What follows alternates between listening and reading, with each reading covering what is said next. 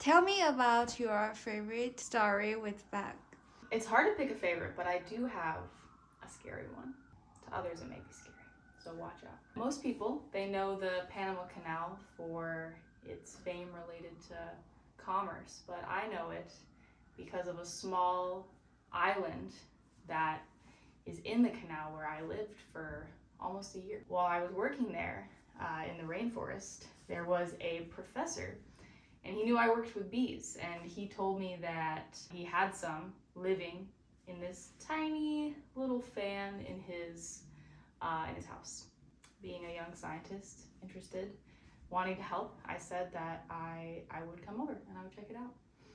So I took the afternoon, small boat from the island to the mainland, this other really little town. When I got there, he said he had to go to work. He left. It was just me. I brought a friend who's a beekeeper. His name was Hermones.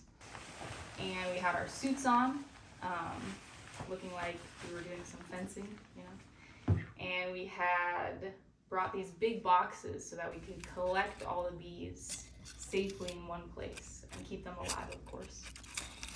And when we got there, we put a ladder up to the fan, which was on the side of the wall.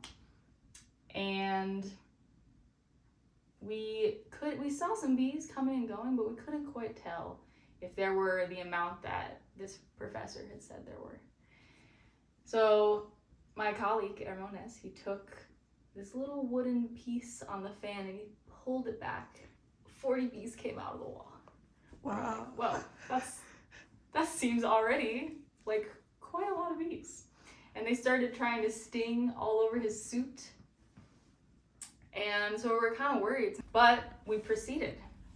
And Hermones pulled the wooden piece all the way off, and it was pretty stuck on there. And by having that aggressive motion, about 100 more bees came out. So now there were maybe 200 bees, and they were trying to sting both of our suits. And some of them successfully did. And I said, you know what, Hermones, we should probably stop. This seems like this professor was wrong. And he said, no, we told him we'd do it. And out of that wall came not just 40, not just 100, but hundreds of bees.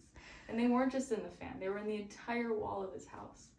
And at this point, it was probably an hour later, they were covering us, swarms of bees.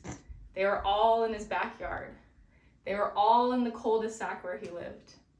And the two of us felt really helpless. And we were worried for everyone else that lived in the neighborhood.